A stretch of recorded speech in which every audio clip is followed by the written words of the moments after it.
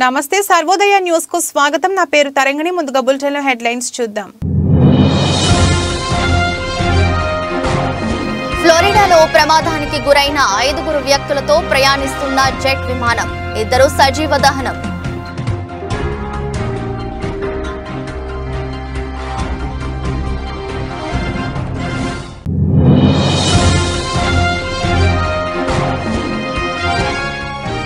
ఉత్తరాఖండ్ లో కొనసాగుతున్న హింసాకాండ, ఇప్పటి వరకు ఈ హింసాకాండలో 6 మృతి।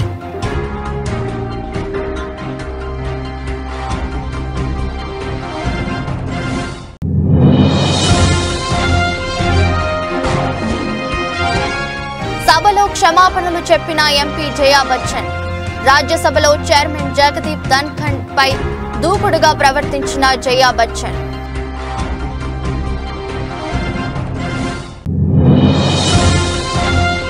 ఆన్లైన్ ద్వారా మేడారం సమ్మక్క సారలక్కలకు నిలువెత్తు బంగారం సమర్పించే కార్యక్రమాన్ని సీఎం రేవంత్ రెడ్డి, హాజరైన మంత్రులు కొండా సురేఖ, సీతక్క, పొన్నం ప్రభాకర్, పొంగులేటి శ్రీనివాస్ రెడ్డి।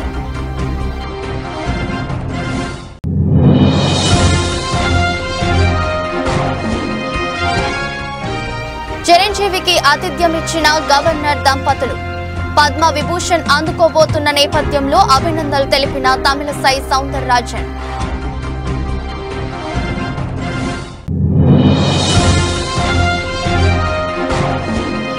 శుక్రవారం స్వల్ప లాభాల్లో ముగిసిన దేశీయ స్టాక్ మార్కెట్ సూచీలు 67.95 పాయింట్లు లాభపడి 21,785.90 వద్ద ముగిసిన నిఫ్టీ। 5 వ్యక్తులతో ప్రయాణిస్తున్న జెట్ విమానం ప్రమాదానికి గురైంది। విమానంలో డ్యూయల్ ఇంజిన్ ఫెయిల్ అవ్వడంతో ఈ జెట్ హైవేపై క్రాష్ అయింది। దాంతో విమానంలో భారీగా మంటలు చెలరేగాయి। 3 వ్యక్తులు గాయాలతో బయటపడగా 2 సజీవ దహనమయ్యారు। ఈ ఘటన ఫ్లోరిడాలోని నఫ్లీస్ విమానాశ్రయం సమీపంలో జరిగింది। సమాచారం అందుకున్న పోలీసులు ఘటనా స్థలానికి చేరుకొని సహాయక చర్యలు చేపట్టారు। Moved a little bit. Yeah. That's a fairly big plane, actually. It is. It's a decent sized plane. It's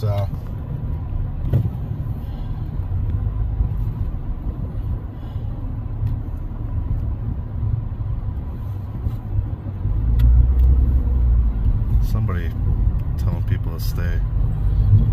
Oh man, gee.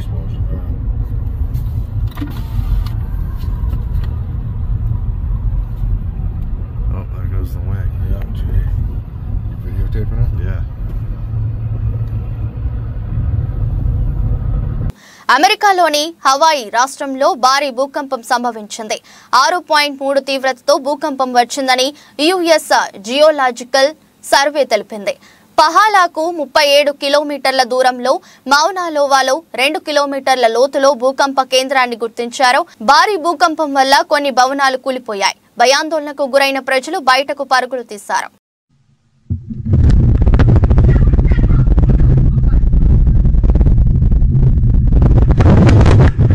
Uttarakhand లో హింసాకాండ కొనసాగుతుంది। హల్దానీలో హైకోర్టు అక్రమ కట్టడంగా నిర్ధారించిన మదర్సా కూల్చివేత సందర్భంగా చెలరేగిన హింస విధ్వంసం సృష్టిస్తుంది। ఇప్పటి వరకు ఈ హింసాకాండలో 6 చనిపోగా 100కు పైగా పోలీసులు గాయపడ్డారు। పక్కా ప్రణాళికతోనే అల్లరి మూకలు ఘర్షణలు సృష్టించాయని అధికారులు తెలిపారు। ఈ మేరకు నైనిటాల్ జిల్లాల్లో స్కూలు, కాలేజీలు, ఇంటర్నెట్ సేవలను నిలిపివేశారు।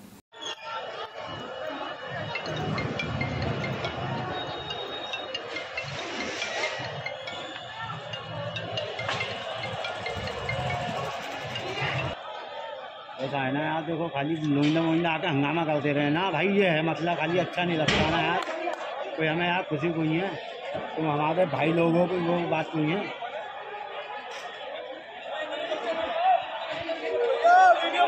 సమాజ్వాదీ పార్టీ రాజ్యసభ ఎంపీ జయా బచ్చన్ శుక్రవారం తన వీడ్కోలు ప్రసంగంలో క్షమాపణలు చెప్పి అందరినీ ఆశ్చర్యపరిచారు। ఇటీవల పార్లమెంటు బడ్జెట్ సమావేశాల సందర్భంగా జయా బచ్చన్ రాజ్యసభలో చైర్మన్ జగదీప్ ధన్ఖడ్ పై దూకుడుగా ప్రవర్తించారు। జయా బచ్చన్ తన వీడ్కోలు ప్రసంగంలో ఈ విషయాన్ని ప్రస్తావిస్తూ అసెంబ్లీలో ఎవరినైనా అలా ప్రవర్తించి ఉంటే క్షమాపణలు చెప్తున్నానని జయా బచ్చన్ వెల్లడించారు। मुझे हमेशा कुछ हमारे साथी बोलते हैं, आप इतना गुस्सा क्यों हो जाती? अब मेरा स्वभाव ऐसा है सर, मैं कैसे बदल दूं? जो चीज़ मुझे अच्छी नहीं लगती है और गलत है उसमें मैं गुस्सा कर जाती हूँ।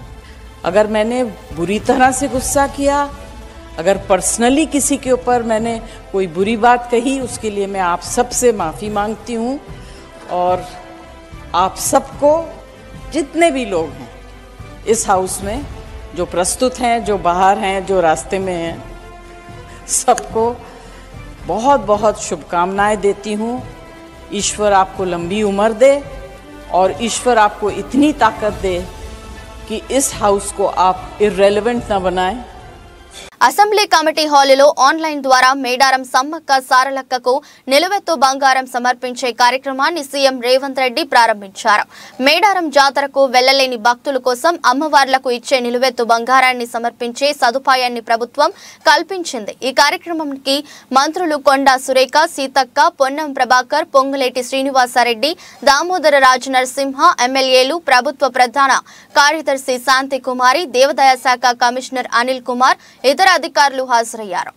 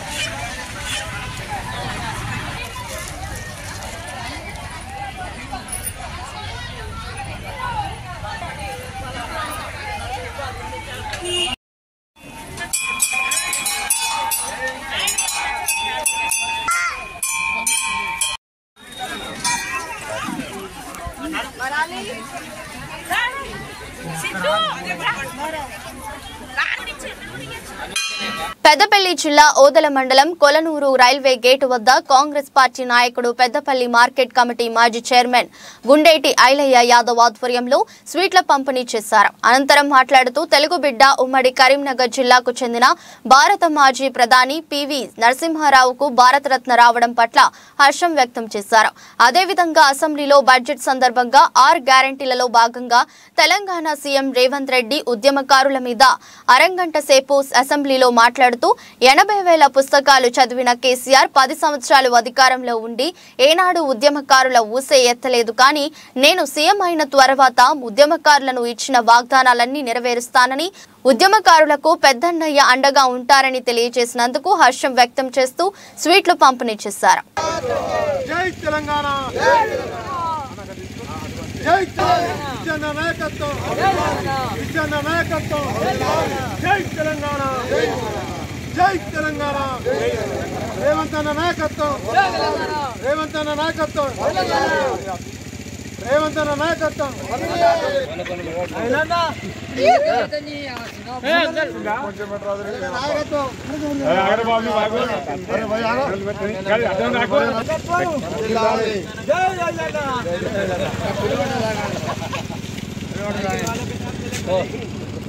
కావాలి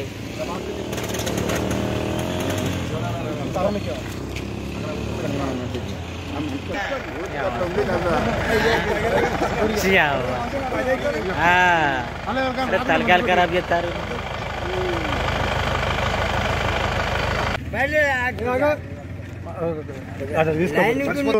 కొల్లూరు రైల్వే గేట్ దగ్గర కాంగ్రెస్ పార్టీ ఆధ్వర్యంలో స్వీట్ల పంపిణీ చేయడం జరిగింది.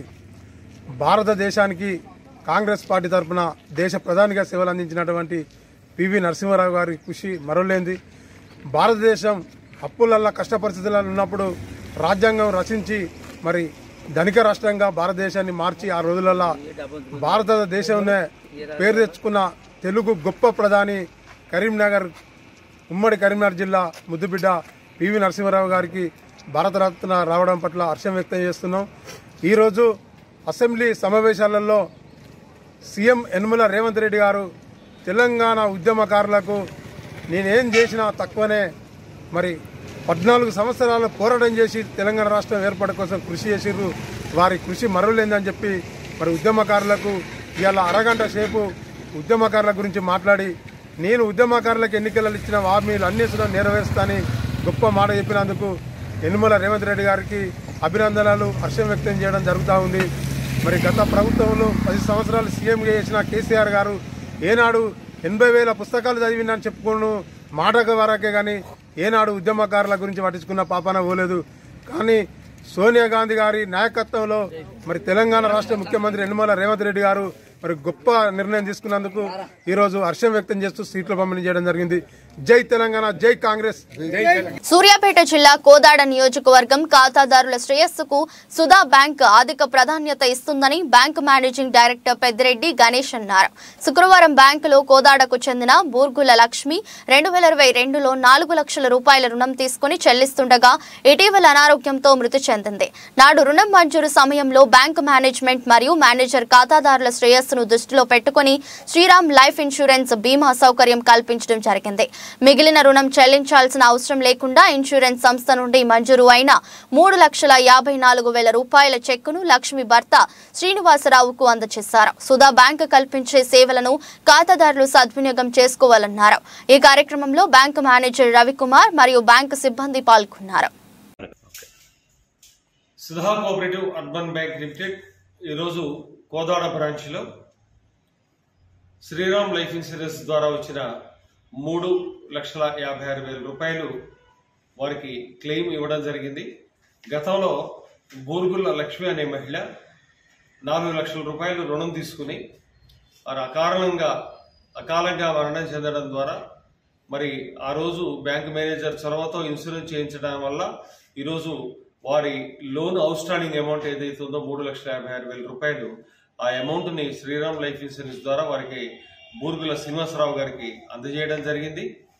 మరి ఈరోజు ఆ మహిళ బారోయర్ ఎవరైతే ఉన్నారో ఆవిడ అకాల మరణం ద్వారా మనం తీసుకురాలేకపోయిన ఆవిడని వారి మీద ఆధారపడిన వారికి మరి వారి కుటుంబ సభ్యులకి కొంత ఊరట, కొంత వెసులుబాటు కలిగి ఆ రుణం తీర్చాల్సిన బాధ్యత నుంచి వాళ్ళని మనం ఆదుకోవడం జరిగింది.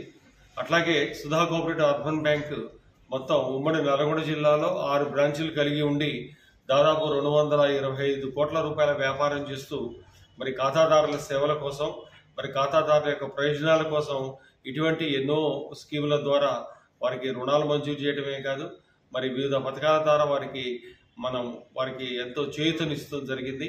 మరి ఖాతాదారుల యొక్క శ్రేయస్సే మా యొక్క ప్రధానమైన ధ్యేయంగా పనిచేస్తూ ముందుకు పోవాలి. అందుకు ఖాతాదారుల యొక్క వాటాదారులు, ఖాతాదారుల యొక్క మద్దతు, వారి యొక్క సపోర్ట్ ఎంతో అవసరం అని చెప్పి మీ ద్వారా తెలియజేస్తున్నాను. చంద్రబాబు బీసీలను బ్యాక్వర్డ్ కాస్ట్ గానే పరిగణిస్తే అదే బీసీలను బ్యాక్ బోన్ కాస్ట్ గా చేసి నిరూపించి రాష్ట్రానికి వెన్నెముక బీసీలు మాత్రమే అని నినదించిన వైఎస్ఆర్ జగన్మోహన్ రెడ్డి నాయకత్వానికి మద్దతుగా తిరువూరు నియోజకవర్గంలోని 4 మండలాల బీసీ ముఖ్య నాయకులు తిరువూరు నియోజకవర్గం వైఎస్ఆర్ కాంగ్రెస్ పార్టీ ఇన్ఛార్జి నల్లగట్ల స్వామిదాస్ ని కలిసి అభినందనలు తెలియజేశారు. అందరూ మనుషులంతా ఒక్కటే అనే నినాదాన్ని ప్రజల్లోకి తీసుకెళ్ళాలి. అది కూడా దానికోసం కూడా మనం అంతా కృషి చేయాలి. మన సంఘాలు ఇప్పుడిప్పుడే ఎమర్జ్ అవుతున్నాయి. ఇంతకుముందు ఇంత చైతన్యం ఉండేది కాదు. దళిత బడుగు బలహీన వర్గాల్లో ఐకమత్యం ఉండేది కాదు. ఇప్పుడు మనం మార్చేటటువంటి పరిస్థితుల్లోకి వచ్చాం. మనకి ప్రెజర్ గ్రూప్గా తయారవుతున్న ప్రతి ఒక్కరు మన దగ్గరకు వస్తున్నారు. ఇదివరకంటే పెద్ద లెక్క వేసేవాళ్ళు కాదు. ఇప్పుడు మనని గౌరవిస్తున్నారు. అన్ని చోట్ల కూడా మన పక్క నియోజకవర్గంలో మరి చిన్న జడ్పీటీసీ తిరుపతిరావు అనే వ్యక్తికి సర్నాల తిరుపతిరావుకి యాదవ సామాజిక వర్గానికి చెందినటువంటి వ్యక్తికి ఇన్ఛార్జ్ ఇచ్చారు. రేపు ఎమ్మెల్యే కూడా ఆ క్యాండిడేట్ ఆయనే అవుతాడు. అందుకనే మీరు ఆలోచించండి, ఏ విధమైనటువంటి స్టెప్స్ వేస్తున్నారు, ఏ పార్టీలు ఏ విధంగా ముందుకు వస్తున్నాయి అనే ఎజెండాని మనం పరిశీలించి వాళ్ళ యాక్టివిటీస్ని కూడా పరిశీలించి జగనన్న మన బడుగు బలహీన వర్గాలకి ముఖ్యంగా బీసీలు. నిర్మల్ జిల్లా కేంద్రంలోని శ్రీ గండిరామన్న దత్త సాయిబాబా ఆలయం భక్తులతో కిటకిటలాడింది. ఉదయం నుంచి భక్తులు బాబాను దర్శించుకుని ప్రత్యేక పూజలు నిర్వహించారు. ఆలయ ట్రస్ట్ చైర్మన్ లక్కాడి జగన్మోహన్ రెడ్డి ఆధ్వర్యంలో జరిగిన ఈ పూజా కార్యక్రమాల్లో నిర్మల్ తో పాటు చుట్టుపక్కల గ్రామాలకు చెందిన సాయి భక్తులు పెద్ద సంఖ్యలో పాల్గొన్నారు. ఈ కార్యక్రమంలో సాయి దీక్ష సేవా సమితి సభ్యులు పాల్గొన్నారు.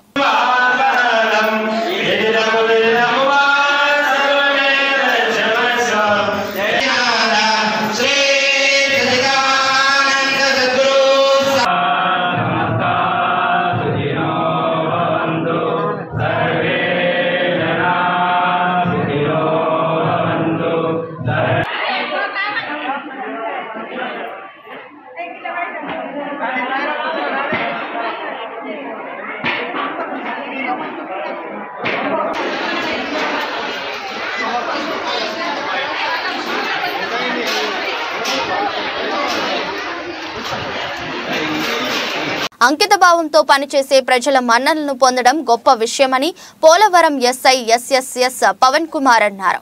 పోలవరం నుండి కృష్ణా జిల్లా చెల్లపల్లి బదిలీపై వెళ్లిన తహసీల్దార్ బి సుమతికి వీడ్కోలు సన్మాన కార్యక్రమం జరిగింది. ఈ సందర్భంగా ఆయన మాట్లాడుతూ పోలవరం తహసీల్దార్ బి సుమతి 3.5 ఏళ్ల పాటు అత్యుత్తమ సేవలు అందించి అందరి అభిమానాలు పొందారు అన్నారు. 2021, 22, 23 వరదలలో రింగుబండ్ పటిష్ట కరోనా సంక్షోభంలో కూడా పోలవరం మండల విశేష సేవలు అందించారని, ఇంతటి మంచి మనసు వ్యక్తిత్వం ఉన్న తహసీల్దార్ తమ మండలం నుండి వెళ్లిపోవడం పోలవరం ప్రజలకు ఇష్టం లేదని, బదిలీలో భాగంగా ఇలాంటివి తప్పవని ఆయన అన్నారు. తహసీల్దార్ బి సుమతి మాట్లాడుతూ తమ విధి నిర్వహణలో సహాయ సహకారాలు అందించిన పోలవరం మండల ప్రజా ప్రతినిధులకు, సిబ్బందికి, ప్రజలకు ఆమె కృతజ్ఞతలు తెలిపారు. అనంతరం తహసీల్దార్ బి సుమతి దంపతులకు సన్మానం చేశారు. ఈ కార్యక్రమంలో డిప్యూటీ తహసీల్దార్ ప్రసాద్, విఆర్ఓలు, విఆర్ఏలు, రెవెన్యూ సిబ్బంది, సెక్రటరీ రాజారావు తదితరులు పాల్గొన్నారు. సందర్భం వచ్చిన మేడం గారికి ఫోన్ చేసి ఒక డౌట్ వచ్చినా, ఒక పనున్నా టైం చూసుకునేవాడిని కాదు అసలు. ఎందుకంటే ఆహ్వానాన్ని మన్నించి వచ్చినందుకు వారికి అలాగే ఆ సార్ కూడా హృదయపూర్వక ధన్యవాదాలు తెలుపుకుంటూ, మరి ఈ ఫంక్షన్ ఏర్పాటు విషయంలో కనుక మాతో పాటు మాకంటే ఎక్కువగా విలేకరుల గురించి అయితే ఒక విషయం చెప్తాను నేను. మాకంటే ఎక్కువగా విలేకరులందరూ కూడా వచ్చి సార్ మేడం గారికి ఎప్పుడు ఫంక్షన్ పెడుతున్నారు, ఎప్పుడు ఏంటి, ఏ క్షణంలో వచ్చినప్పుడు కూడా మాకు చెప్పండి అని వాళ్ళందరూ కూడా చాలా అభిమానంతో వచ్చి రోజు కూడా వచ్చి అడిగేవారు నన్ను.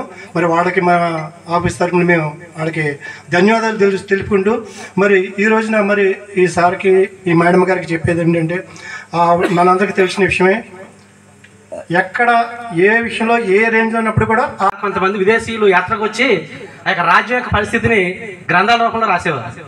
అలాగే మనకి ఎక్కువ ఉన్నటువంటి పరిస్థితులు ఇక్కడ ఎవరికి తెలుస్తాయండి? ఎక్కువ ప్రెస్ వారికే తెలుస్తాయి. అంటే వాళ్ళనే విదేశీ రచనలు చేసినటువంటి విదేశీయులతో పోల్చామంటే వాళ్ళ యొక్క జ్ఞానం అనేది ఇక్కడ. ఎందుకంటే ప్రతి విషయం కూడా రేపు పొద్దున్న మనకి ఇందులోకి రావాలంటే ఎవరు రాయాలండి? ఏదైనా విషయం జరిగిందంటే ప్రెస్ వాళ్ళే. కాబట్టి వాళ్ళందరితో కూడా ఎవరైనా వ్యతిరేకంగా ఏ విధమైనటువంటి భావాలను వ్యక్తీకరించకుండా వాళ్ళందరూ కూడా జాగ్రత్తగా మెయింటైన్ చేసుకుంటూ ఈ యొక్క ఆమె యొక్క విధులను ఎంత సక్రమంగా నిర్వహించారు అనే విషయాన్ని అన్న తెలియజేశారు. అలాగే లేడీ విఆర్ఓస్ నుంచి చందర్లపాడు మండలం కోనాయిపాలెం గ్రామంలో చంద్రబాబు నాయుడు గారి అక్రమ అరెస్టుతో గుండెపోటుతో మృతి చెందిన వనపర్తి మల్లికార్జునరావు గారి కుటుంబ సభ్యులను మాజీ శాసనసభ్యురాలు శ్రీమతి తంగిరాల సౌమ్యతో కలిసి శ్రీమతి నారా భువనేశ్వరి పరామర్శించారు. వేలాదిగా జనం తరలివచ్చి నారా భువనేశ్వరికి ఘన స్వాగతం పలికారు. మల్లికార్జునరావు గారి చిత్రపటానికి నారా భువనేశ్వరి పూలమాల వేసి నివాళులర్పించారు. తెలుగుదేశం పార్టీ నుంచి 3 లక్షల రూపాయల ఆర్థిక సాయం చెక్కును వారి భార్య కస్తూరికి అందజేశారు. ఈ సందర్భంగా నారా భువనేశ్వరి మాట్లాడుతూ రాష్ట్రంలో చంద్రబాబు నాయుడు అక్రమ అరెస్టుతో మనస్తాపనతో మృతి చెందిన వారిలో ఇప్పటి వరకు 60 కుటుంబాలను పరామర్శించారు. ఇంకా 160 కుటుంబాలను పరామర్శించి ఆదుకోవాలి. చంద్రబాబు నాయుడు గారు జైల్లో ఉన్నప్పుడు తెలుగుదేశం కుటుంబ సభ్యులందరినీ పరామర్శించి ధైర్యం చెప్పాలని నాతో అన్నారు. తెలుగుదేశం బిడ్డలే తర్వాత ఇప్పటి వరకు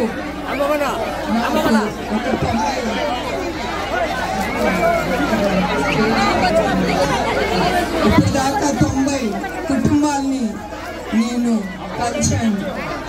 ఇంకా ఒక 160 కుటుంబాలు ఉన్నారు. నేను తప్పకుండా నా కర్తవ్యం నేను మర్చిపోను. మా బిడ్డల్ని ప్రతి ఒక్కరి ఇంటికి వెళ్ళి నేను కలుస్తాను. తర్వాత మీ అందరికీ తెలుసు 60 రోజులు 70 రోజులు మనం కురుక్షేత్రం ఎదుర్కొంటున్నాం. అది తప్పకుండా మనమే గెలుస్తాం. జై తెలుగుదేశం, జై అమరావతి. అందరికీ కృతజ్ఞతలు, నా ధన్యవాదాలు, నమస్కారం. అర్థమవుతుంది మీ ఆవేశం, మీ ఆవేదన. కొంచెం మీరు ఓర్పు పట్టాలి అందరూ.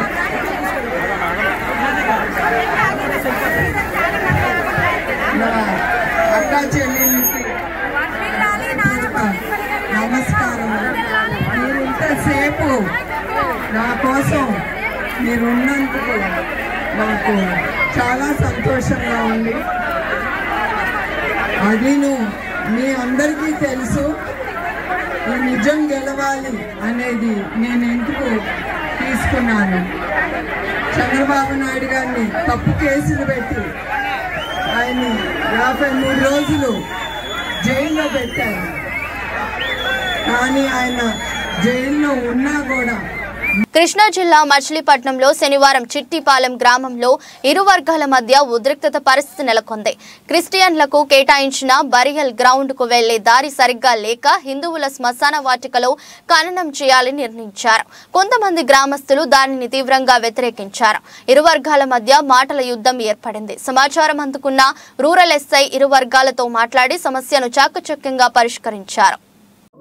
బందర్ రూరల్ మండలంలోని చిట్టిపాలెం గ్రామంలో ఈరోజు సాయంత్రం శ్మశానం సంబంధించి హిందువులకి మరియు క్రిస్టియన్ల మధ్య ఖననం చేసే విషయంలో చిన్న వివాదం రైజ్ అయింది.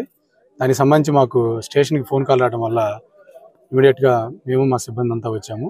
ఇక్కడ హిందువులకు సంబంధించి ఒక శ్మశాన వాటిక ఉంది. అదేవిధంగా క్రిస్టియన్లకు సంబంధించి వేరే కేటాయిస్తున్నారు రెవెన్యూ వాళ్ళు. వాళ్ళకి సరైన దారి లేకపోవడం వల్ల వాళ్ళు చీకటవడం వల్ల వాళ్ళు హిందూ దానిలోనే శ్మశానంలోనే ఖననం చేస్తామని చెప్పేసి రావడం వల్ల వాళ్ళు దాన్ని హిందువులు అడ్డుకున్నారు. దానికి సంబంధించి మేము ఇమీడియట్గా వచ్చేసి వాళ్ళ పెద్దలతో మాట్లాడాము. అదేవిధంగా రెవెన్యూ అథారిటీస్ ఏవైతే ఉన్నాయో దానికి సంబంధించి విఆర్ఓ గారు, ఆర్ఐ గారు, మా ఆర్పేట సిఐ గారు అందరూ వచ్చిన్నాం. పెద్దలతో మాట్లాడి తాత్కాలికంగా సమస్యను పరిష్కరించాం. వాళ్ళు కేటాయించిన ఏదైతే క్రిస్టియన్లకి ఒక 30 సెంట్లు కేటాయించారు, ఇదే పంచాయతీలో కొంచెం దూరంగా కేటాయించారు. దానిలోనే ఖననం చేసుకోవడానికి సిద్ధమై వాళ్ళు అక్కడికి వెళ్ళిపోయారు. ఇప్పుడు ఎలాంటి వివాదం లేదండి. దీనికి శాశ్వతంగా రేపు ఎంఆర్ఓ గారు, తర్వాత గ్రామ పెద్దలు మేము కూర్చొని పూర్తి స్థాయిలో దీనికి పరిష్కార మార్గం ఏర్పాటు చేస్తాము. ఎవరైతే దీనికి శ్మశానం దగ్గరికి వచ్చి తాళాలు పగలగొట్టారని చెప్తున్నారు, దాని మీద కూడా చట్ట ప్రకారం యాక్షన్ తీసుకుంటామండి. Thank you. కొండూరు మండలంలో కిడ్నీ మహమ్మారి సోకి బాధితులు పిట్టల రాలిపోతున్నారని ప్రభుత్వం కనీసం శుద్ధి చేసిన కృష్ణా జలాలు అందించడంలో పూర్తిగా విఫలం చెందిందని, బాధితులను వెంటనే ఆదుకోవాలని సిపిఐ ఎన్టీఆర్ జిల్లా కార్యదర్శి దోనేపూడి శంకర్ రాష్ట్ర ప్రభుత్వానికి డిమాండ్ చేశారు. శనివారం సిపిఐ కొండూరు మండల కమిటీ ఆధ్వర్యంలో మండలంలోని బాధిత ప్రాంతాల్లో సిపిఐ ప్రతినిధి బృందంతో పర్యటించారు. సమస్య ఆగమ్య గోచరంగా ఉన్నది. పెద్ద ఎత్తున ప్రభుత్వం వాగ్దానాలు చేసింది. ఆ వాగ్దానాల మేరకు డయాలసిస్ సెంటర్ను ప్రారంభిస్తామని చెప్పారు, ప్రారంభించారు. అలాగే ట్యాంకులలో ప్రభుత్వం ద్వారా, ప్రభుత్వ శాఖల ద్వారా 21 గ్రామ పంచాయతీలకి, అలాగే శివారు ప్రాంతాలైనటువంటి తండా ప్రాంతాలకి మంచినీటిని సరఫరా చేస్తామని చెప్పారు, రక్షిత మంచినీటి సరఫరాలు. కానీ వేసవికాలం రాకముందే, వేసవి రాకముందే అప్పుడే నీటి ఎద్దడి ప్రారంభమైంది. గత 10 రోజుల నుంచి కూడా తండా ప్రాంతాల్లో కానీ, గ్రామాల్లో కానీ ఎక్కడ కూడా మంచినీటి సరఫరా, తాగునీటి సరఫరా సప్లై కావడం సరిగ్గా జరగటం లేదు.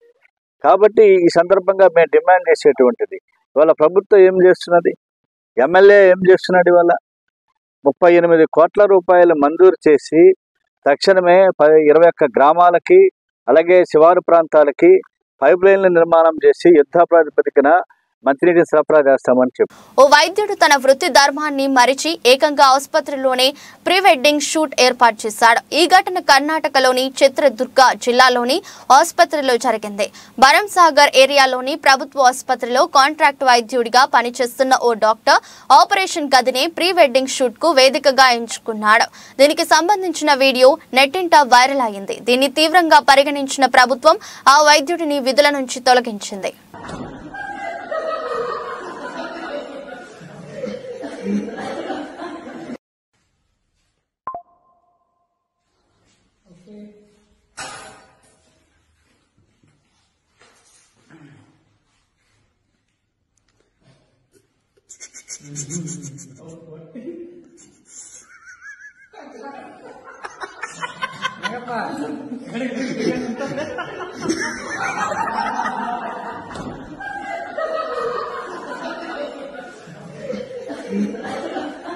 హైదరాబాద్ లోని రాజ్ భవన్ లో తెలంగాణ రాష్ట్ర గవర్నర్ తమిళసైని మెగాస్టార్ చిరంజీవి దంపతులు కలిశారు. ఈ సందర్భంగా పద్మవిభూషణ్ పురస్కారం పొందిన మెగాస్టార్ చిరంజీవిని గవర్నర్ తమిళసై దంపతులు అభినందించారు.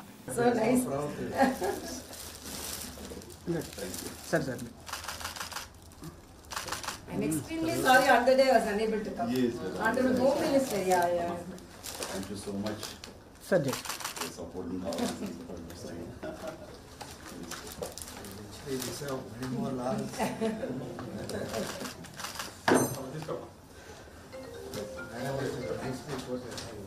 Beyond the screen, you have done so much. Yeah, that was my work, and that was really very much picked up because on screen everyone can do. Beyond the screen, your service is highly appreciable. That is very great of them. Nice of them working about cinema industry workers, transmission. Right from the beginning, madam is to. He was giving idea. This is Subramania.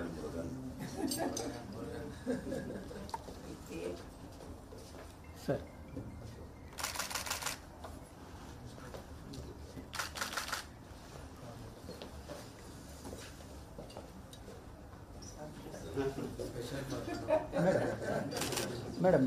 Madam ఒక్కసారి ఇక్కడ చూడండి. Sovereignty to tell for Apollo. Yeah, she is radiologist. My son is a community medicine specialist. Daughter is a diabetologist. But they are true doctors. దేశీయ stock market సూచీలు శుక్రవారం స్వల్ప లాభాల్లో ముగిశాయి. సెన్సెక్స్ 167.04 పాయింట్లు పెరిగి 71,595.49 వద్ద, నిఫ్టీ 67.95 పాయింట్లు లాభపడి 21,785.90 వద్ద ముగిశాయి. సెన్సెక్స్ ప్యాక్ నుంచి SBI, Sun Pharma, ICICI Bank, Axis Bank, Titan లాభపడగా M&M, Bharti Airtel, NTPC, Tata Steel, Infosys నష్టపోయాయి. డాలర్తో పోలిస్తే రూపాయి మారకం విలువ 83.04గా ఉంది.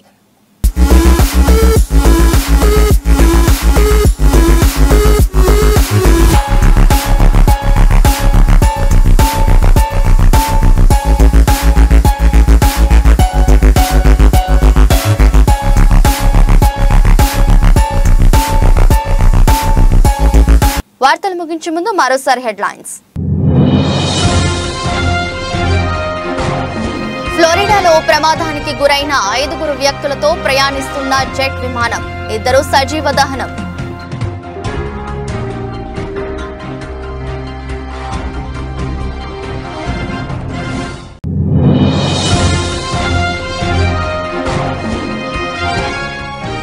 ఉత్తరాఖండ్ లో కొనసాగుతున్న హింసాకాండ, ఇప్పటి వరకు ఈ హింసాకాండలో 6 మృతి.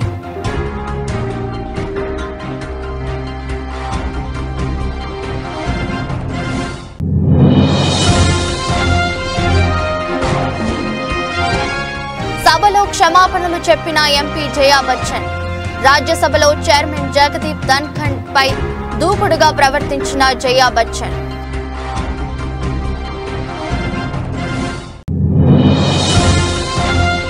ఆన్లైన్ ద్వారా మేడారం సమ్మక్క సారలక్కలకు నిలువెత్తు బంగారం సమర్పించే కార్యక్రమాన్ని సీఎం రేవంత్ రెడ్డి, హాజరైన మంత్రులు కొండా సురేఖ, సీతక్క, పొన్నం ప్రభాకర్, పొంగులేటి శ్రీనివాస్ రెడ్డి.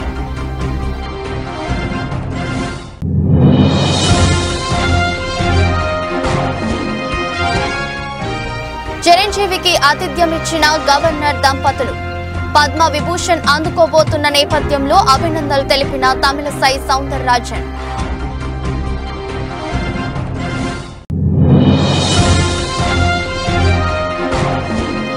శుక్రవారం స్వల్ప లాభాల్లో ముగిసిన దేశీయ స్టాక్ మార్కెట్ సూచీలు 67.95 పాయింట్లు లాభపడి 21,785.90 వద్ద ముగిసిన నిఫ్టీ. ఇది రోజు బులెటిన్. మరో బులెటిన్లో మళ్ళీ కలుద్దాం. అంతవరకు సెలవు. నమస్కారం.